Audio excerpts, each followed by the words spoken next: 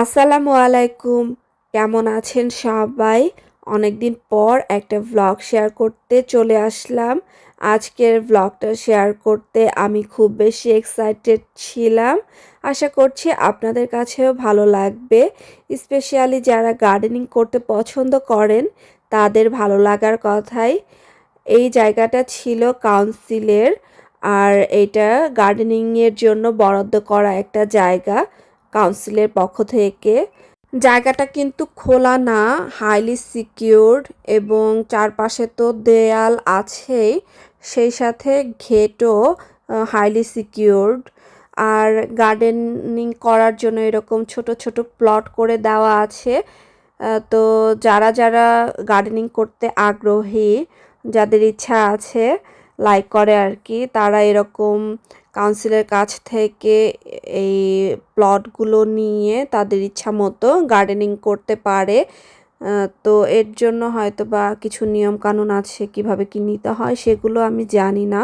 তবে আমি শুনেছিলাম যে কাউন্সিলের কাছ থেকে এরকম প্লট নিয়ে গার্ডেনিং করা যায়, আর সৌভাগ্যক্রমে আজকে তা দেখার সুযোগ হলো। এতক্ষণ ধরে যে জমিটুক দেখছেন আপনারা, সেই জমিটা আমার ননদের, ও কাউন্সিল থেকে এটা নিয়েছে। ওর আরেকটা প্লট আছে ওই পাশে, ওইটাও দেখাবো, এটা আগে দেখেন সম্পূর্ণ। তো এইখানে ও প্রায় দেশি অনেক শাকসবজি বুনেছিল। আমি আর আরেক ভাবি গিয়েছিলাম ওর সাথে দেখতে। তো দুজনেই তো দেখে মাশাল্লাহ ফিদা হয়ে গিয়েছিলাম যে এত মানে ওর শাকসবজি গ্রো হয়েছিল, আর অনেক বড় বড় হয়েছিল মাশাল্লাহ। ওর হাত খুব ভালো। আর অনেক কিছু হয়েছে, যেমন সিম, বরবটি, তারপর করলা, লাল শাক, পুঁই শাক, স্ট্রবেরি, আর এই যে দেখেন এই লাউ, দেখে তো মাশাল্লাহ কি বলবো, এত বড় বড় লাউ হয়েছিল, অনেকগুলো লাউ ধরেছিল মাশাল্লাহ, মানে আমরা তো একেবারে অবাক। আর দেখেন পাতাগুলো কি সুন্দর, বড় বড় একদম সবুজ সবুজ পাতা ছিল মাশাল্লাহ, এত সুন্দর দেখতে লাগছিল। আমরা তো মানে দেখছিলাম আর মুগ্ধ হচ্ছিলাম। আপনাদের কাছে বিদেশের মাটিতে দেশি সবজি বাগান কেমন লাগছে দেখতে অবশ্যই কিন্তু কমেন্ট করে জানাবেন, আর সেই সাথে একটা লাইক দিতেও ভুলবেন না। আর আমরা এখানে স্ট্রবেরি খাচ্ছিলাম, কিছু স্ট্রবেরি তুলে এনেছিল, আর সুন্দর কালার ছিল স্ট্রবেরিগুলোর। এর আগের একটা ভ্লগে আমি কিন্তু আপনাদের সাথে স্ট্রবেরি ভর্তা শেয়ার করেছিলাম, ওই স্ট্রবেরিগুলো এখানকার ছিল। এরপর আমার ননদ কিছু লাউ তুলে নিল, আর এইখানে দেখেন কত বিশাল একটা পামকিন। এটা পাশের জমিতে ছিল, কোনো ইংলিশ অথবা কোনো ইউরোপিয়ানের হবে, কারণ ওরাই এত বড় বড় পামকিন দিয়ে হ্যালোইন ডেতে কি যেন বানায়।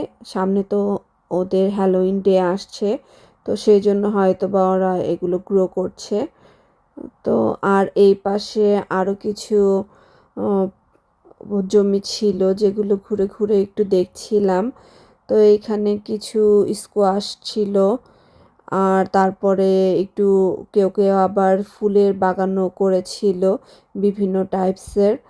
আর এইখানে যে জমিটা এখন দেখতে পাচ্ছেন এটা আমার ননদেরই ছিল।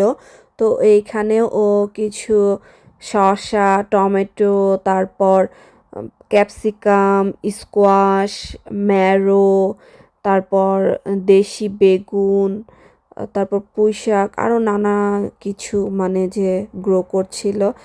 আর এখানে দেখেন ছোট্ট একটা সূর্যমুখী বাগান, দেখতে চমৎকার লাগছিল। সূর্যমুখী ফুলের কাছে এই প্রথম আমি। এমনি তো এর আগে অনেকবার দেখেছি দূর থেকেই, বাট এটাই ফার্স্ট টাইম এত কাছ থেকে দেখলাম, খুবই সুন্দর লাগছিল। আর এইখানে আরও কিছু ফুল ছিল ছোট ছোট, এগুলোর নাম জানা নেই।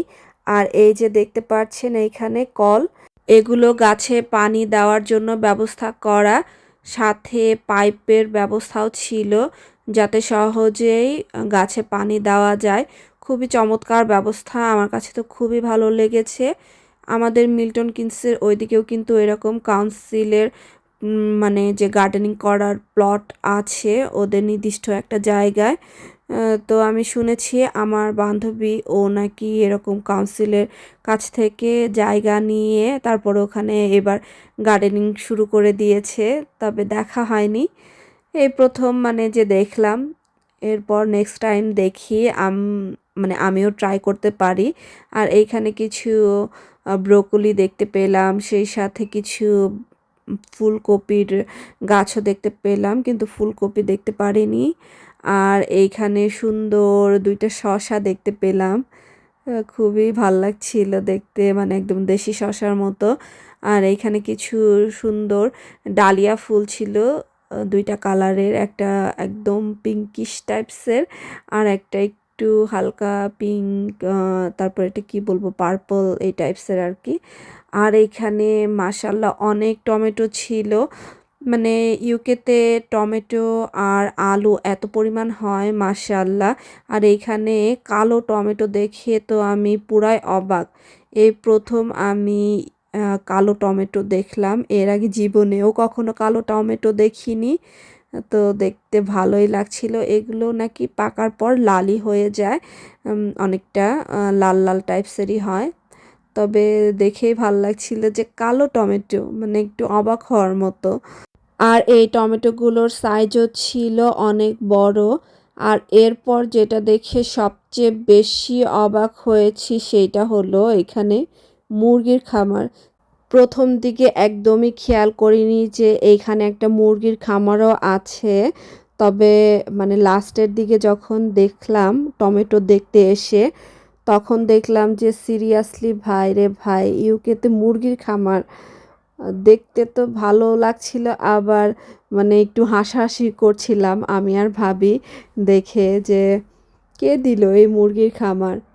আর মুরগির খামার দেখে তো আমারও লোভ লাগছিল যে আমিও যদি একটা দেশি মুরগির খামার দিতে পারতাম, ভালো লাগতো অনেক। মুরগিগুলো দেখেই ভালো লাগছিল, আর মানে যে বাংলাদেশে যে আগে মুরগি পালা হতো বাড়িতে, ছোট একটা খোয়ারের মধ্যে, ওরকম মনে পড়ছিল ওগুলো। আর এইখানে ছিল একটা তিন গাছ বা ডুমুর গাছ, যেটা কোরআনে বর্ণিত একটা ফল, তিন ফল বা ডুমুর ফল বলেন, আর ইংলিশে ফিগ বলে। তো এটা দেখেও খুব ভাল লাগছিল, মানে যে এখানে তিন গাছও আছে। আর এই আপেল গাছটা দেখে সত্যি অনেক ভাল লাগছিল, ছোট্ট একটা গাছে কত আপেল ধরেছে, আর এর কালারটা যে এত সুন্দর ছিল মাশাআল্লাহ। তো খেতেও ভালোই ছিল, খারাপ না, কিন্তু কালারটা দেখেই মানে যে আমাদের খেতে ইচ্ছে করছিল, পরে আমি আর ভাবি দুইজনে দুইটা খেয়েছিলাম। এখন আপনাদের কাছ থেকে বিদায় নিয়ে নিব, কিন্তু শেষ পর্যন্ত আমার ভিডিওটা দেখবেন, কারণ একদম শেষে কি কি সবজি তুলেছিলাম বাগান থেকে সেগুলো দেখাবো।